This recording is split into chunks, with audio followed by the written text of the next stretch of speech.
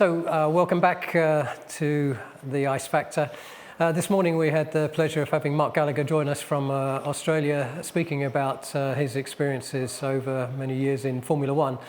And now I have pleasure to introduce Justin Mifsud, who is also involved in motorsports, but in simulator racing. And actually during Mark's presentation, he was talking about the importance of simulator racing esports to Formula One during the situation that's been happening during 2020. And that has created opportunities for fundraising. And what we'd like to explore with Justin is his company, World Pro Racing, and how they have built an international community of people who actually race simulator cars as if they were racing them for real. So Justin's experience goes back to being 16. He played with various professional esports teams, and he founded Sim Racing Malta, which then became World Pro Racing.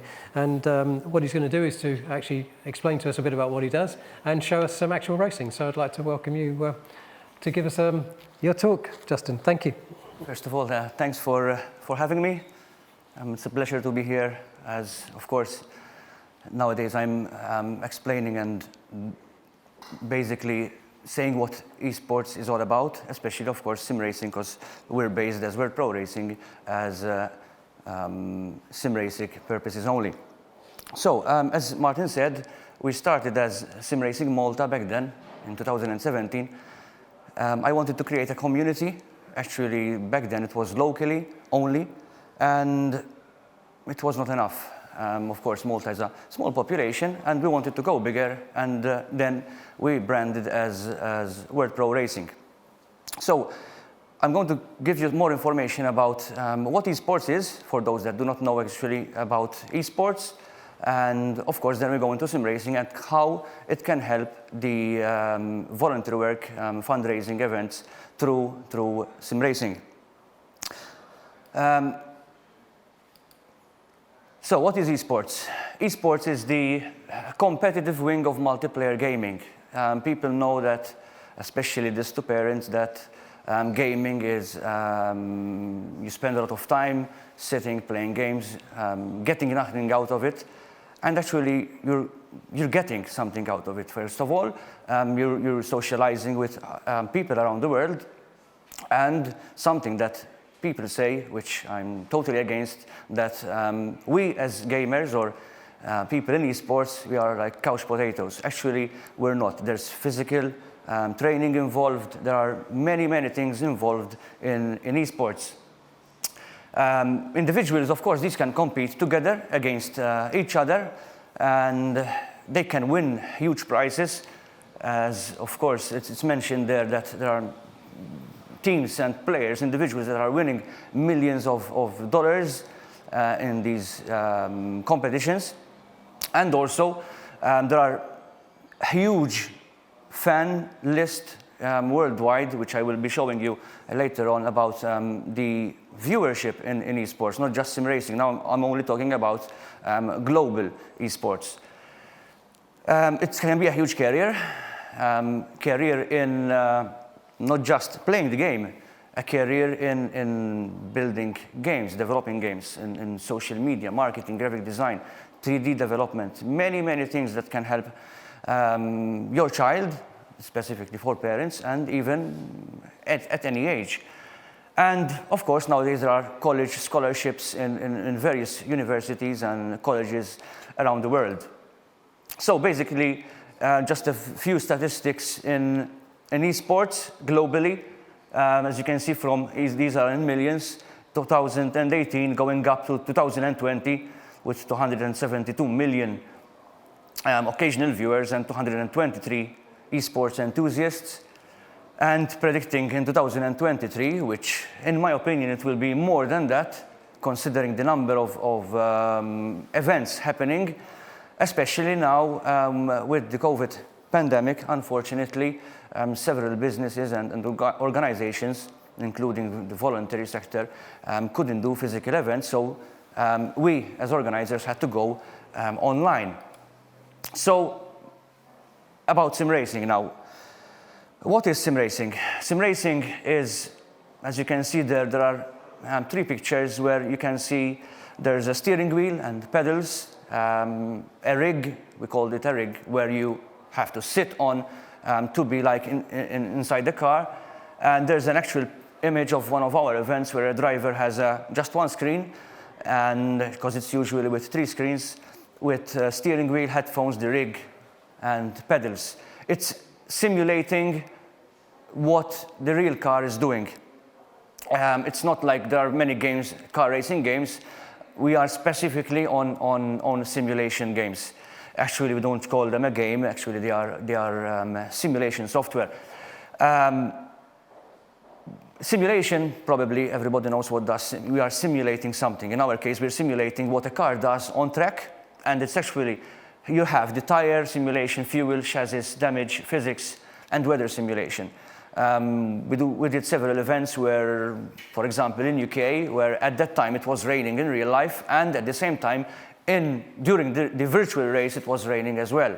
So that is how sophisticated, and of course, I'm not going to get into technical details, because today is not about technical details, but it's all about how sim racing can help the voluntary sector in raising funds and organizing events, not physical events.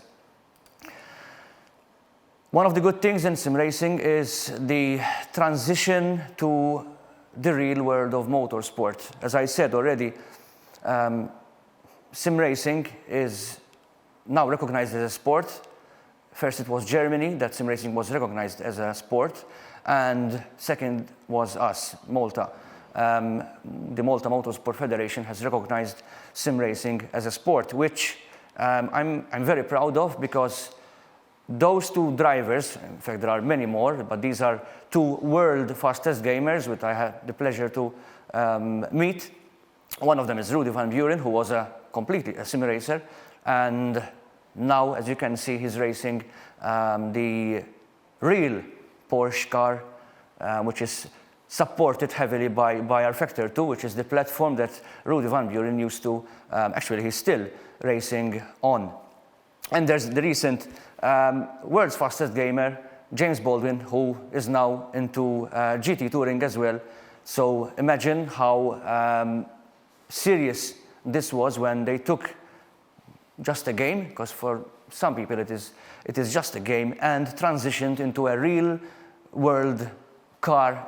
And it's not something cheap, because motorsport is expensive, and through sim racing, which is less expensive than motorsport, they transitioned into the real world of motorsport. Another one, another sim racer who is actually also a streamer, and I'm coming later on about streaming and fundraising, Jaroslav Honzik, who been for quite a long time racing on the simulator and streaming his perspective during his races. And here he is now there with an experience in the Lamborghini car in Imola in Italy, where he got the opportunity from a virtual car into a real car. And something that I can prove it myself, because I did it myself as well, that you can transition from the virtual world of motorsport to the real one. Of course, you cannot feel the G-force in the virtual world of motorsport, but we as sim racers, we use a lot of our brain to feel that speed we're going, and also where we need to brake, and many other things that you cannot feel in the virtual world. So, of course, this is something that is a dream of a lifetime to these sim racers. And you tell me why you're mentioning these sim racers and what they had to do with fundraising. I will get back to that very soon, and because the viewership is not small. Sim racing has a huge viewership, and even as you can see, as you have seen before in the statistics, there are millions of viewership in esports.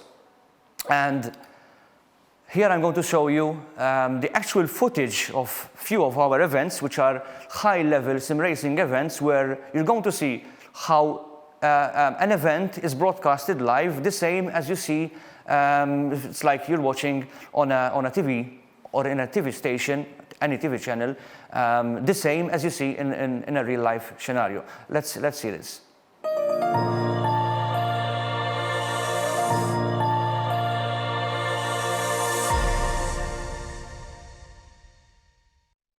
Two equally opposed championships, both which have shown greatness in two very different ways. One championship which has looked at perfection and mastering track upon track upon track, so that one final race here today could stand for 6 out of 6. The other championship, the one with €5,000 of prize pool on the line, can be spread any one of 3 ways coming out of this event today, with 3 fantastic drivers, 2 of the same institution, one looking to break the mold, all trying to find victory here today. But Barbakov back down into 6th place, side by side just behind that as Rance tries to find a way through. He can't quite get it, but Mifsud loses out again to Barbakov now as they head towards the final corner. Manic in the midfield as they go through top 3. They're very comfortable at this moment in time, but look at them serpentine as they head themselves down to turn number 1. Mifsud immediately going to come back onto the offensive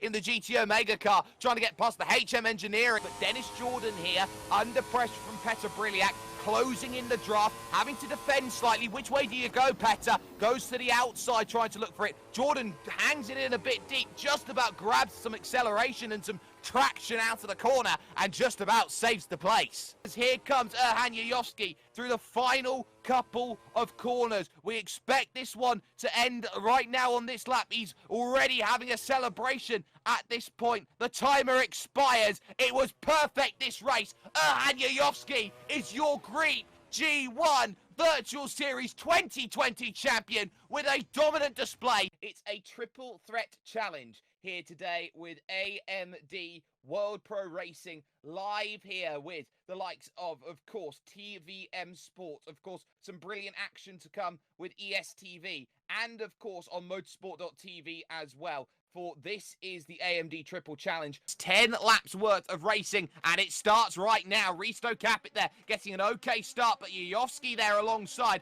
maybe getting a better one. Angled to the inside through turn 1 and steals the race lead away from his teammate Risto Capit, who fights back actually through turn 2 and looking towards turn 3. The mid-pack scrapping Borja Milan in there as well, but it's the 2 Roman Grosjean cars side by side through 3 into 4. Dennis Jordan there in 3rd position. Switch back coming from Erhan Yayovsky, but it's Mishi Hoyer who is up into 2nd position, and it's Simoncic who's dropping back now into 4th place. He runs wide, and all of a sudden he could lose 5th place now here to Yuri Kazdorp, and in fact he has, and Dennis Jordan gets through. That's crucial for 3rd place in the championship. Capit now, his main worry is Erhan Yayovsky, his own teammate, in 3rd place, and at the moment you would feel Capit wants Mishi Hoyer to be a nuisance, wants to hold up Erhan Yayovsky as much as possible. Capit wins the championship here at this stage just by staying in 1st. He can finish 1st, 2nd, or 3rd, or even 4th place might just be enough. There is Yayovsky down the inside. Hoyer's got nothing for it there on the inside. And suddenly, Kazdorp's trying to follow in the footsteps as well and doesn't quite get there.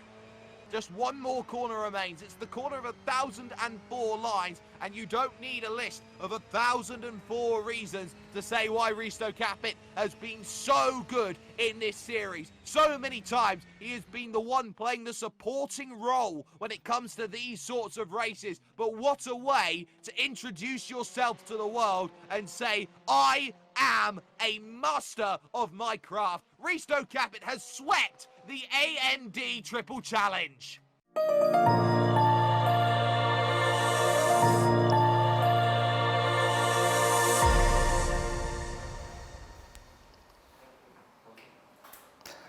So, as you have seen, the excitement in sim racing is really close to the real world of motorsport. Of course, you're not watching the real race, but believe me, the excitement during such race, especially when I'm doing the broadcast myself and switching the cameras, it's so exciting as much as doing the race itself. Those that you have seen in the video, those are all top world sim racers. And these sim racers can help a lot in viewership, in bringing over viewers in the events, especially when doing fundraising events, which I will come very close to this topic. Everybody knows what COVID-19 pandemic done to everybody. It's changed lives globally in a way, in a different way to each individual and businesses. Even though in esports it didn't affect us much. It didn't affect us much because we're online. Although it did affect us when we couldn't do events offline. We're opening a simulation facility in Malta, where of course we couldn't create events last year. So we were affected as well by the pandemic. But in terms of viewership and real-world motorsport drivers joining in the sim racing scene, it was amazing for us in the esports sector. So we had to take alternate measures in order to continue creating these events. Most of the events that we do are for free, and because the reason for doing such events are to enjoy and combine different drivers from anywhere in the world, as World Pro Racing is worldwide, hence the name World. But the word pro doesn't mean that it is for pro only. We are leading drivers to become even professional. As many of the other speakers have said already, that the business and NGOs and any other sector, they had to see and find ways and other measures in order to survive the business or continue to raise funds in another way in order to help people in need or continue running the business. So of course, due to the social distancing, in terms of the normal life and business life, and also for esports, nobody could join together in an arena, for example, or do those that are called LANs, where we connect together in the same room. Unfortunately, we couldn't do it. And of course, the physical events could not have been done. This is the huge event that happened last year. It's the virtual 24 hours of Le Mans. This was supposed to be happening in real life. Unfortunately, it didn't happen, and they had to do something, and they opted for the online race. This is a 24-hour race where even top drivers in the world, real-world drivers, took part in this event, such as Fernando Alonso and many other drivers took part in this event along with the sim racers. So sim racers had the opportunity to connect together and compete on the same track virtually this time. So for sim racing, this was the biggest event that sim racing had ever seen. As you can see, the event was part of the FIA. There's Jean Todt in the first picture, where he's the president of the FIA. There were Prince Albert as well, part of this. So it's not something that it's just you take it easy, you take it slightly. Listen, this is just a game. As you can see, there's a full production studio there with the minimum possible. Of course, due to COVID, nobody could fill up the whole studio there. And as you can see there's Fernando Alonso, who is an ex-Formula 1 driver, where he was also participating in such event. Now you're telling me, why all this? Why are you saying about sim racing? What does it have to do with fundraising and voluntary work? These events help a lot in raising funds, and I'm coming to that with various streamers that are raising funds to various entities, various NGOs not in Malta, it's just worldwide. I was saying that in the virtual 24-hour of Le Mans was done on the rFactor 2 platform. It is one of the platforms that are available for sim racing, and it was something that nobody could believe that this will happen. Of course, we didn't know what COVID was going to cause to us, to everybody in the world, and we just were not prepared for doing such things and going completely online in the sim racing world, even though we were used to it, because esports is something that you can play online and have fun. In our ways, it is more serious, more professional. And yes, it was one of the biggest events that sim racing had ever seen.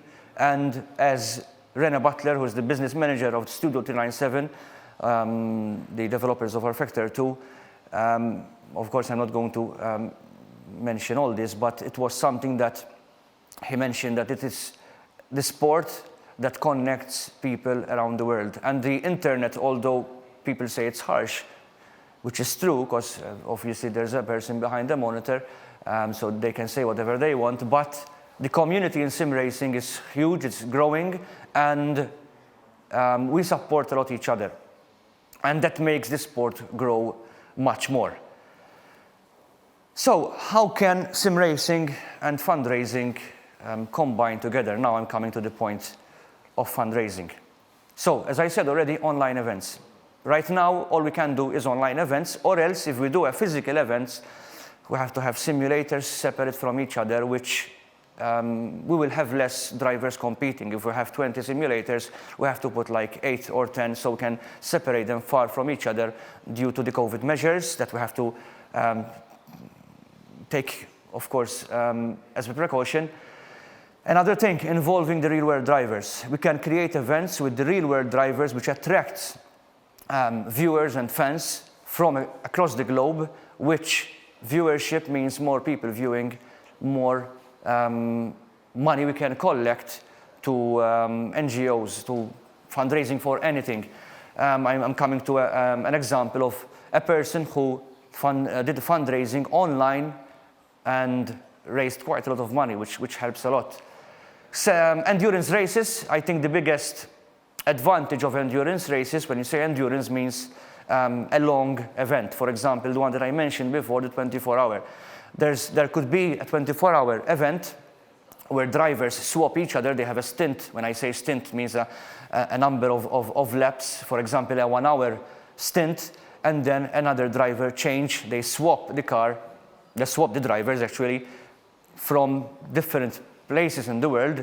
So they can be a driver from Spain and another one from Netherlands, and they can swap the drivers by, of course, clicking buttons and doing nothing physically.